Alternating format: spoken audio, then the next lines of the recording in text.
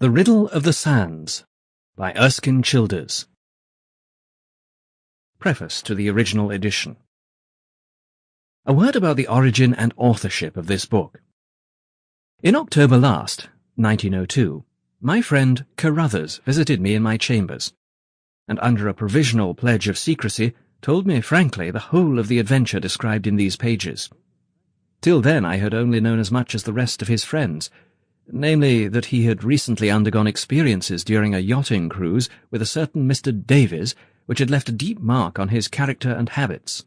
At the end of his narrative, which from its bearing on studies and speculations of my own, as well as from its intrinsic interest and racy delivery, made a very deep impression on me, he added that the important facts discovered in the course of the cruise had, without a moment's delay, been communicated to the proper authorities, who, after some dignified incredulity, due in part perhaps to the pitiful inadequacy of their own secret service, had, he believed, made use of them to avert a great national danger.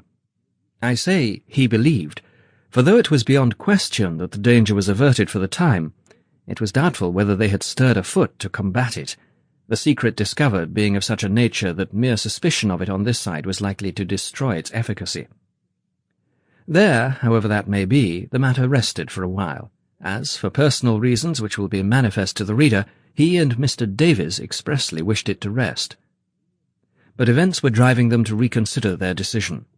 These seemed to show that the information wrung with such peril and labour from the German government, and transmitted so promptly to our own, had had none but the most transitory influence on our policy.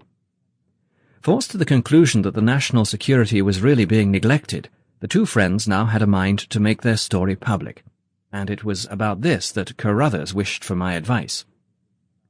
The great drawback was that an Englishman, bearing an honoured name, was disgracefully implicated, and that unless infinite delicacy were used, innocent persons, and especially a young lady, would suffer pain and indignity if his identity were known.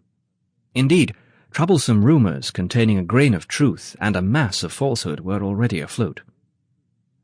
After weighing both sides of the question, I gave my vote emphatically for publication.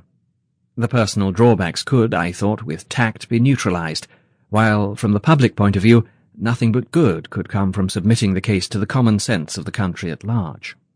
Publication, therefore, was agreed upon, and the next point was the form it should take. Carruthers, with the concurrence of Mr. Davies, was for a bald exposition of the essential facts, stripped of their warm human envelope.